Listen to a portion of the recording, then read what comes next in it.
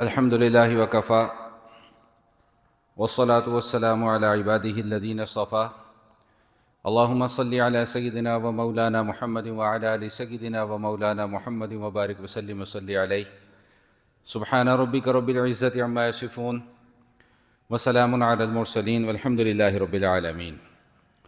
گزشتہ نشست میں سورۃ الشمس کے مضامین کا بیان چل رہا تھا اور اس پوری سورہ مبارکہ کا جو اہم ترین مضمون تھا وہ یہ بیان کیا گیا کہ فَأَلْهَمَهَا فُجُورَهَا وَتَقْوَاهَا، کہ اللہ پاک ارشاد فرما رہے ہیں کہ ہم نے انسان کو نیکی اور بدی دونوں کے ارادے کا اختیار دیا ہے۔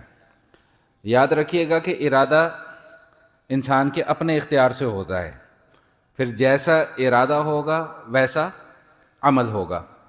ارادہ خیر کا ہوگا تو عمل بھی خیر پر مبنی ہوگا، ارادہ اگر شر کا ہوگا، برائی کا ہوگا تو عمل بھی برائی پر مبنی ہوگا۔ پھر اللہ جل شانہ نے برے ارادے پر مرتب ہونے والے نتیجے کی ایک مثال بھی بیان فرمائی اور قوم سمود کے واقعے کو بیان فرمایا۔ کذبت سمود بطغواها اذ انبعث اشقاها فقال لهم رسول اللہ ناقۃ اللہ وسقیاها، کہ اونٹنی کو انہوں نے ذبح کر دیا۔ یہاں پر ایک بڑی اہم گفتگو ہے، اس کو سماعت فرما لیجئے کہ یہ جو لفظ آیا نا ناقۃ اللہ، اللہ کی اونٹنی، یعنی اونٹنی کی نسبت اللہ جل شانہ کی طرف کی گئی ہے۔ ایک ہندو پنڈت گزرا ہے دیانند سرسوتی، 1875 میں ہندوستان میں یعنی اس وقت بر صغیر میں ہندوازم میں دو بڑی تحریکوں کا آغاز ہوا، ایک برہمو سماج اور ایک آریہ سماج، اور ان دونوں تحریکوں کا مقصد یہ تھا کہ ہندوازم میں جو دوسری چیزوں کی آمیزش ہو گئی ہے ان کو باہر نکالا جائے، یعنی ان کی نظر میں تو ہندو مذہب سب سے بہترین مذہب ہے، تو اس مذہب میں بھی جو ملاوٹ ہو گئی ہے اس ملاوٹ کو باہر نکالا جائے۔ جیسے کہ ہمارے دین میں بھی ملاوٹ ہے، ہم اس کو نکالنے کے لیے کوشاں رہتے ہیں کہ بھئی یہ بدعت ہے، اس کو چھوڑ دو، یہ سنت ہے، اس کے اوپر عمل کرو۔ اسی طرح ان کے مذہب میں بھی جو آمیزش اور جو ملاوٹ ہوئی اس کو نکالنے کے لیے ان دو تحریک کا آغاز ہوا، ایک برہمو سماج، ایک آریہ سماج۔ برہمو سماج کی جو تحریک تھی وہ یوں سمجھ لیں کہ تھوڑی سی لبرل ٹائپ کی تحریک تھی، جبکہ اس کے مقابلے میں یہ جو آریہ سماج کی تحریک تھی یہ ان کے کٹر مذہبی لوگوں کی جماعت تھی اور شدت پسند نظریات رکھتی تھی۔ اس تحریک کا بانی تھا دیانند سرسوتی۔ اس دیانند سرسوتی نے ایک کتاب لکھی اپنے مذہب کی حقانیت کو ثابت کرنے کے لیے، ستیارتھ پرکاش اس کتاب کا نام ہے، یعنی سچ کی روشنی۔ اب اس سچ کی روشنی میں اس نے جو ایک وار کیا، ایک واردات کی، وہ یہ کی کہ ہندوازم کے علاوہ جتنے بھی مذاہب تھے، سکھ مذہب ہو، عیسائیت ہو اور خاص طور پر اسلام، اس کے اوپر ان تمام مذاہب پر اس نے انتہائی غلیظ قسم کی زبان استعمال کی، انتہائی رقیق جملے کہے، یہاں تک کہ جو ان مذاہب کی شخصیات ہیں براہ راست ان کو ٹارگٹ کیا۔ قرآن کریم پر بھی اس نے اعتراضات کیے۔ اس کی جو کتاب ہے ستیارتھ پرکاش، اس کے مختلف ابواب ہیں، 14ویں باب میں اس نے اسلام پر، قرآن کریم پر 159 اعتراضات کیے، 159۔ اچھا، جب ان اعتراضات کا مطالعہ کریں تو ایک بات بالکل واضح ہو جاتی ہے کہ اعتراض کرنے والا جو ہے وہ انتہائی نااہل اور لا علم تھا۔ بھئی دیکھیں، مجھے ایک چیز کا پتہ ہی نہیں ہے اور میں اس چیز سے آپ کے متعلق بحث کرنا شروع کر دوں تو لوگ مجھے بے وقوف کہیں گے۔ آپ کی ایک فیلڈ ہے، میڈیکل کی فیلڈ ہے آپ کی، اب میں آپ سے میڈیکل کی فیلڈ کے بارے میں بحث و مباحثہ کرنا شروع کر دوں تو میں بے وقوف ہوں۔ کیوں؟ اس لیے کہ وہ میری فیلڈ ہی نہیں ہے۔ تو اس نے بھی چونکہ قرآن کریم کی تعلیمات سے یہ لا علم تھا، اسلام کی بنیادی تعلیمات سے لا علم تھا، لیکن اپنی ذہن سازی جو اس نے کی وہ یہ کی کہ جی اسلام ایک غلط مذہب ہے، نعوذ باللہ، اور اس نے قرآن پر، اسلام پر 159 اعتراضات کر دیے۔ ان 159 اعتراضات کے جواب اس وقت کے جتنے بھی بڑے بڑے علماء تھے سب نے اپنے اپنے انداز میں دیے، چاہے وہ مکتبہ بریلوی مکتبہ فکر سے تعلق رکھتے ہوں، چاہے وہ اہل حدیث مکتبہ فکر سے تعلق رکھتے ہوں، چاہے وہ دیوبند مکتبہ فکر سے تعلق رکھتے ہوں، کیونکہ اس وقت اسلام دیوبندی یا بریلوی مسئلہ دیوبندی بریلوی اہل حدیث کا تو تھا ہی نہیں، مسئلہ تھا اسلام کا، اور جب اسلام پر اعتراض ہوا تو سارے اٹھ کھڑے ہوئے۔ ان میں جو سر فہرست شخصیت ہیں وہ ہیں مولانا قاسم نانوتوی صاحب رحمۃ اللہ تعالی علیہ۔ انہوں نے اپنے ایک منطقی اور علمی اور فلسفانہ انداز میں اس کے اعتراضات کے جواب دیے۔ تو میں نے یہ اتنی لمبی چوڑی گفتگو یہ بتلانے کے لیے کی کہ یہاں پر جو ایک لفظ ہے نا، ناقۃ اللہ، اللہ کی اونٹنی، اس نے اس لفظ کے اوپر بھی اعتراض کیا۔ اس نے اعتراض یہ کیا، نعوذ باللہ، نقل کفر نہ باشد، کہ جو تمہارا خدا ہے نا وہ دیہاتی ہو گیا ہے، بدو ہو گیا، وہ اونٹنیاں پالنا شروع کر دی ہیں اس نے، تو اس لیے تو اس نے کہا کہ قرآن میں ناقۃ اللہ۔ سمجھ رہے ہیں بات؟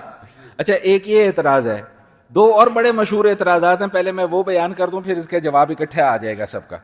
ایک اعتراض اس نے یہ کیا کہ جی تم ہم پر یہ الزام تراشی کرتے ہو کہ تم بتوں کو پوجتے ہو۔ اس نے کہا تم بھی تو خانہ کعبہ جو پتھروں کا بنا ہوا ہے تم بھی تو اسی کو جا کے سجدہ کرتے ہو۔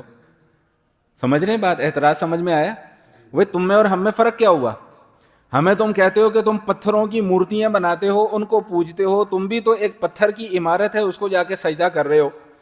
تو اس کا جواب یہ دیا کہ بھائی ہم پتھر کی عمارت کو سجدہ نہیں کرتے، اس پتھر کی عمارت کی نسبت چونکہ اللہ تعالیٰ نے اپنی طرف کی ہے اس لیے ہم اس کی تعظیم کرتے ہیں۔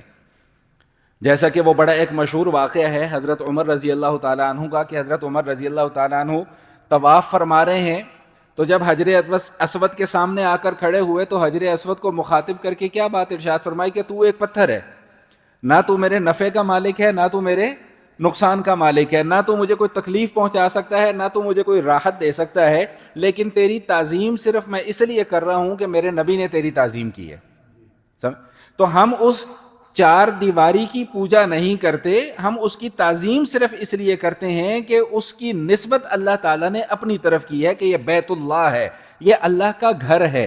اللہ چونکہ ہمیں نظر نہیں آتا، اللہ غیب ہے، اللہ ہم سے پوشیدہ ہے، اور اللہ ہماری قدرت اور احاطہ قدرت سے بالکل باہر ہے، وہ خالق ہے، ہم مخلوق ہیں، ہم اس سے ڈیمانڈ نہیں کر سکتے، لہٰذا اس نے یہ اشارہ دے دیا کہ بھئی تم ادھر آ کر عبادت کرو گے تو میں سمجھوں گا تم میری عبادت کر رہے ہو۔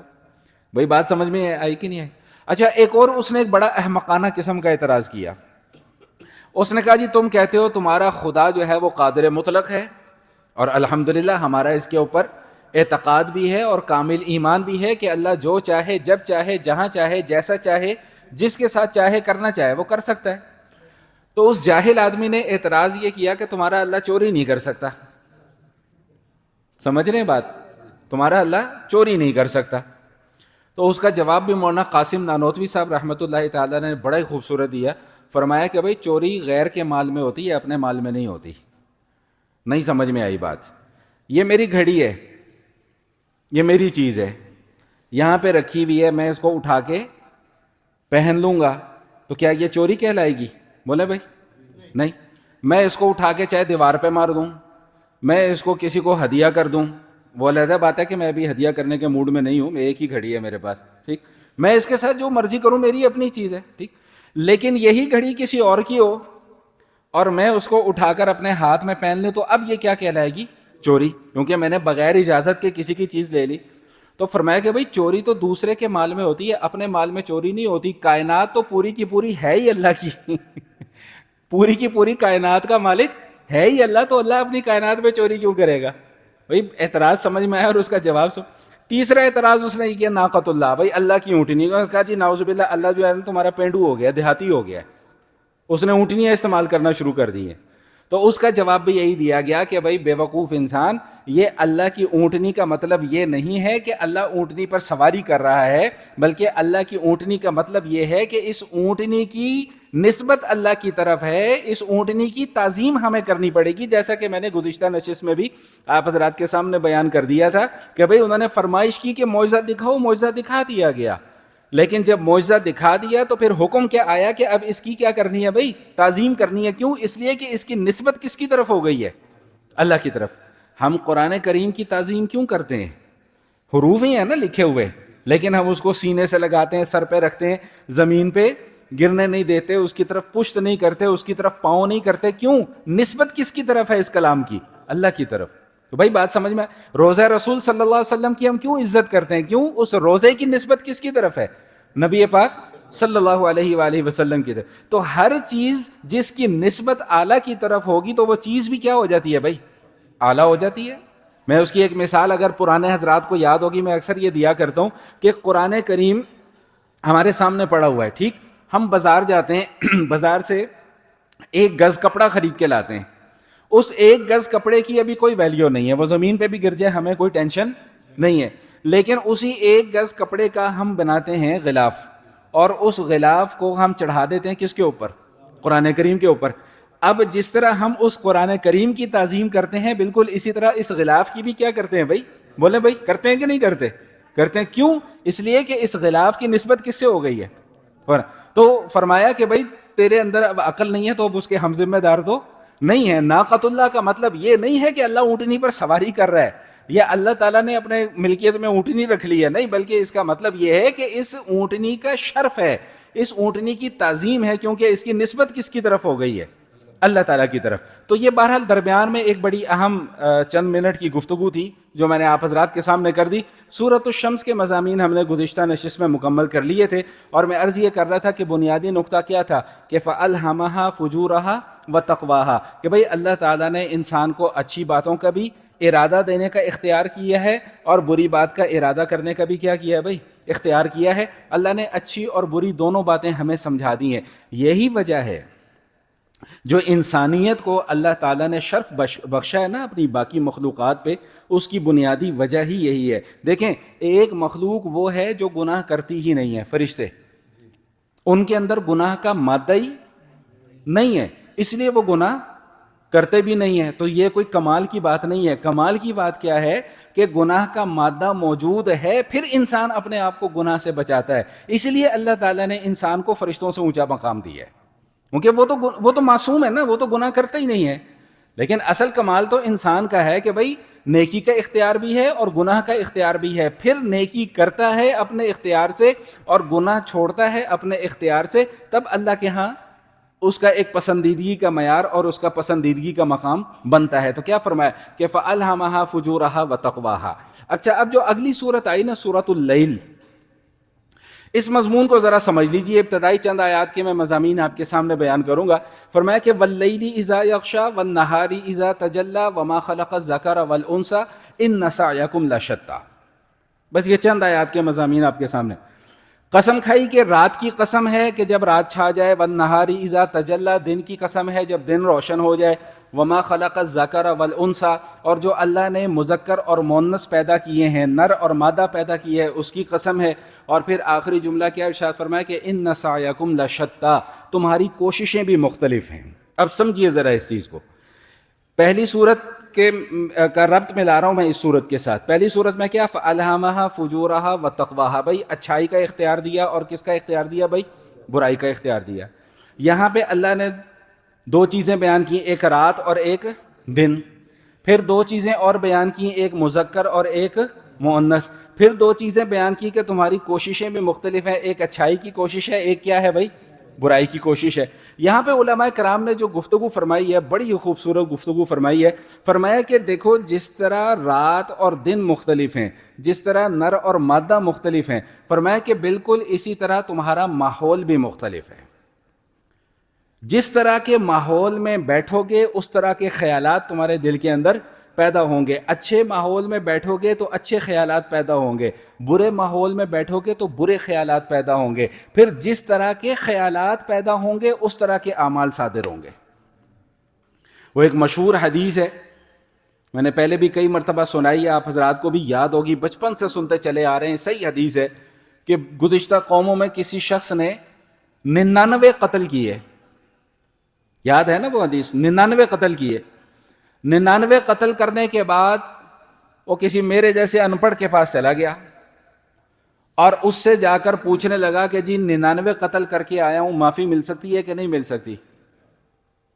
وہ ہمارے ایک مولویوں کو نہیں، خبردار کوئی معافی نہیں ملے گی، انہوں نے کہا تیری ایسی کی تیسی، 100واں پورا، سینچری پوری۔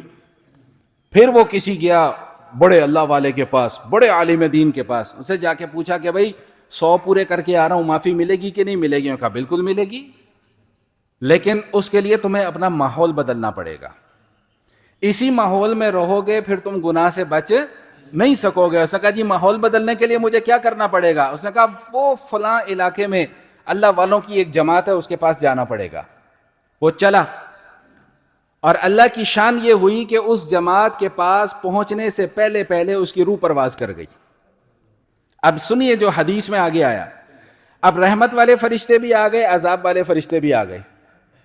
رحمت والے فرشتے کہتے ہیں کہ جی یہ توبہ کر کے آ رہا ہے، لہٰذا ہم نے اس کو اپنے ساتھ لے کے جانا ہے۔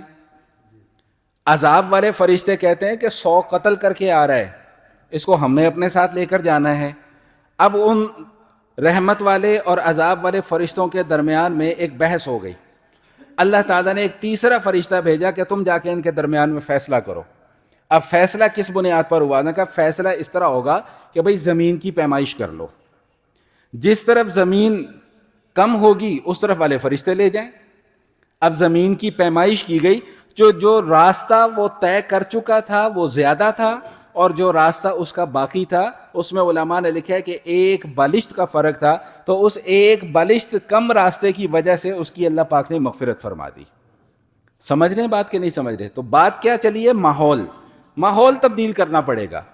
دیکھیں ماں باپ ماشاءاللہ اب سارے جو کنواروں کو چھوڑ کر جتنے بھی اکثریت جو بیٹھی ہے ماشاءاللہ سب بچوں والے ہیں، بچیوں والے ہیں۔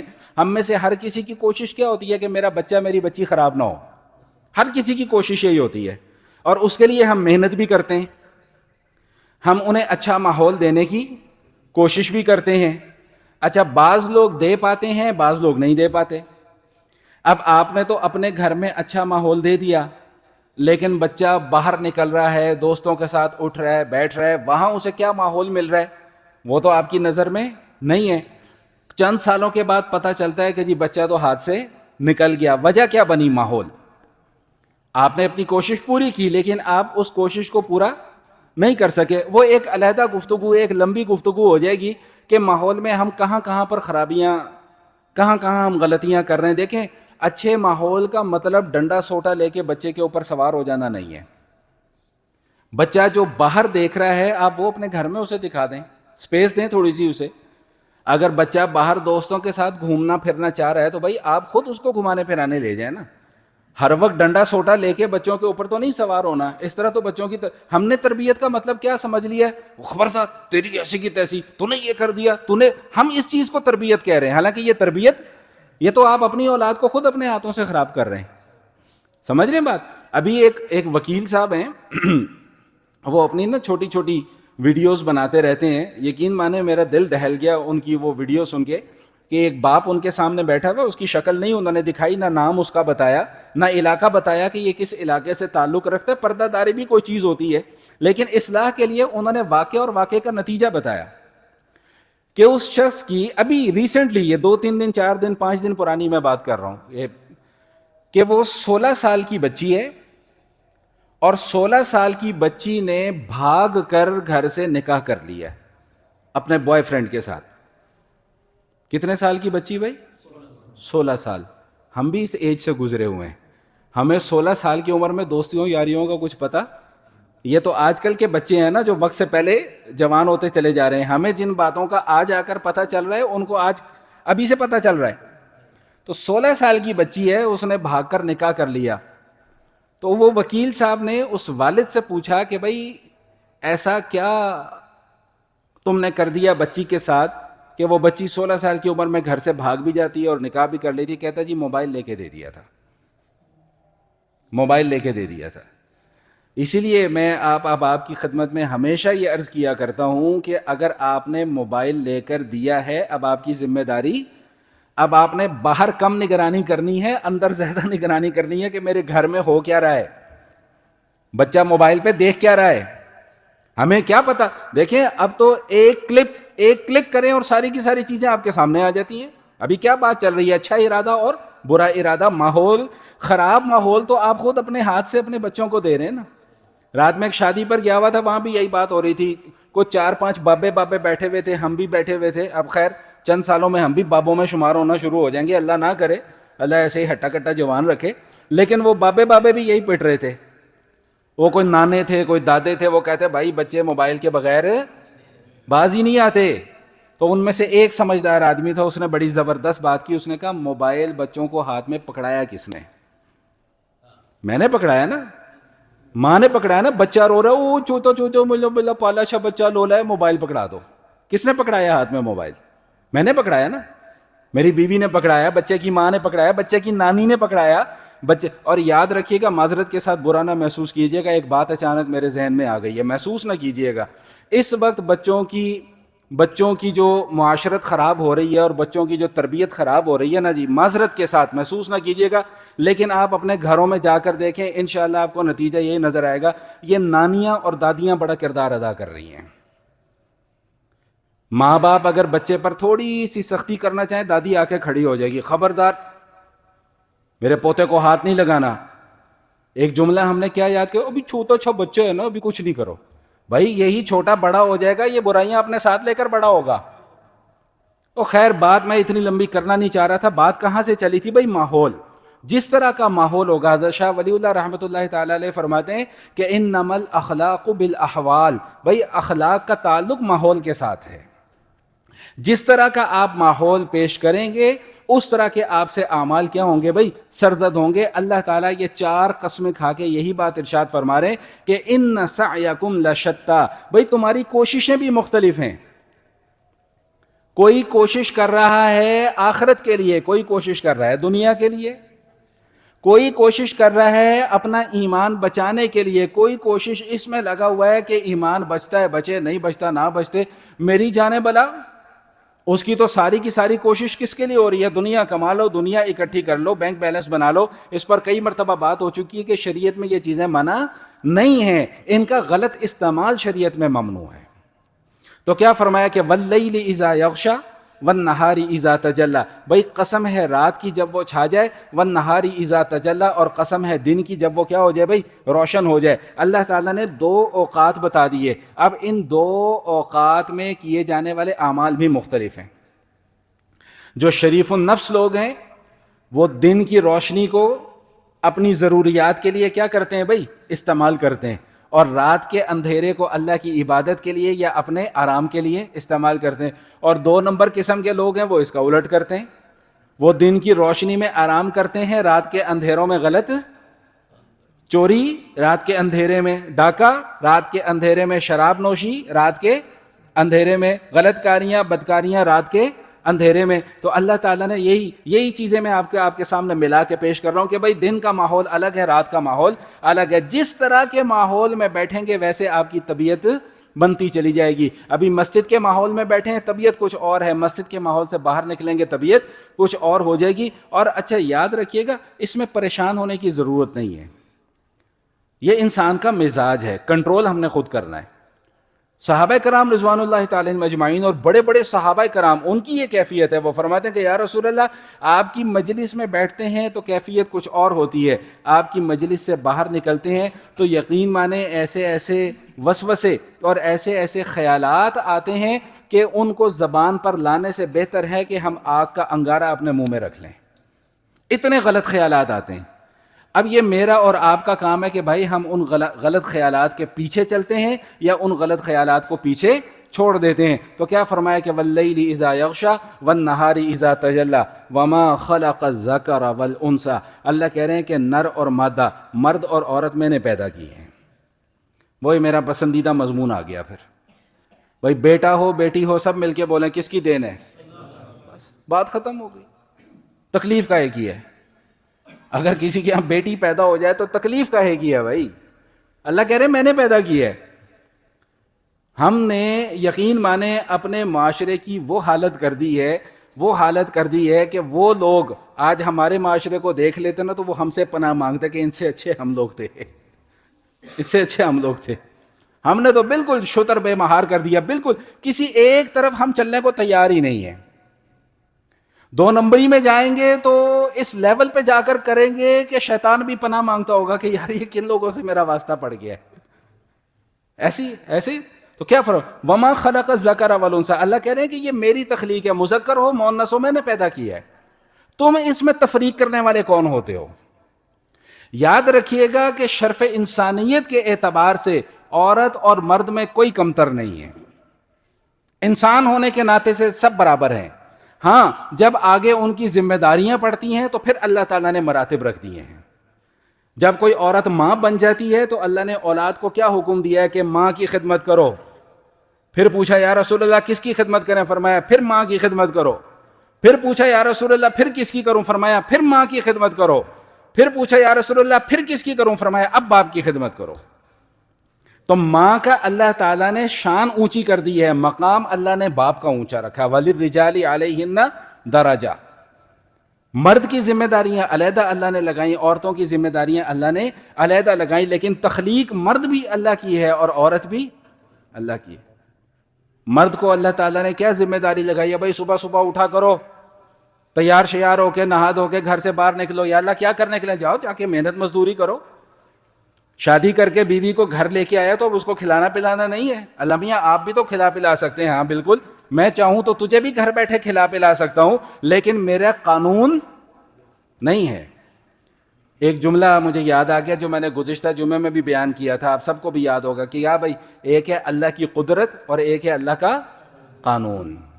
قدرت کیا ہے کہ اللہ اپنی پوری مخلوق کو گھر بیٹھے کھلا سکتا ہے، لیکن قانون کیا ہے کہ نہیں، گھر سے نکلنا پڑے گا، محنت کرنی پڑے گی، مزدوری کرنی پڑے گی، پیسہ کمانا پڑے گا، گھر میں آٹا لانا پڑے گا، روٹی پکانی پڑے گی، دال پکانی پڑے گی، گوشت پکانا پڑے گا، اس کو پھر کھانا پڑے گا، پھر جا کے تمہاری بھوک کیا ہوگی بھائی؟ ختم ہوگی. یہ اللہ کا قانون ہے. تو وما خلق الذکر والانثی، اللہ فرما رہے ہیں کہ بھئی نر کو بھی ہم نے پیدا کیا اور مؤنث کو بھی، مادہ کو بھی ہم نے پیدا کیا. ان سعیکم لشتی، یہ ساری قسمیں کھانے کے بعد نتیجہ پھر وہیں پر آ کر ختم ہو رہا ہے کہ تمہاری کوششوں کا دائرہ کار بھی مختلف ہے. اب یہ تمہارے اپنے اوپر ہے کہ تم کوشش کرتے کس لیے ہو. حلال کمانے کے لیے کرتے ہو، حرام کے لیے کرتے ہو، ایمان بچانے کے لیے کرتے ہو یا ایمان ضائع کرنے کے لیے کرتے ہو، سنت پر عمل کرنے کے لیے کرتے ہو یا سنت سے جان چھڑانے کے لیے کرتے ہو. ان سعیکم لشتی، اللہ فرما رہے ہیں کہ تمہاری کوششیں جو ہیں یہ مختلف ہیں. اب یہ کوششیں مختلف کیسے ہیں اور ان کا نتیجہ مختلف کیسے ہوگا، اس کا تذکرہ انشاءاللہ زندگی رہی تو ہم آئندہ کی نشست میں کریں گے.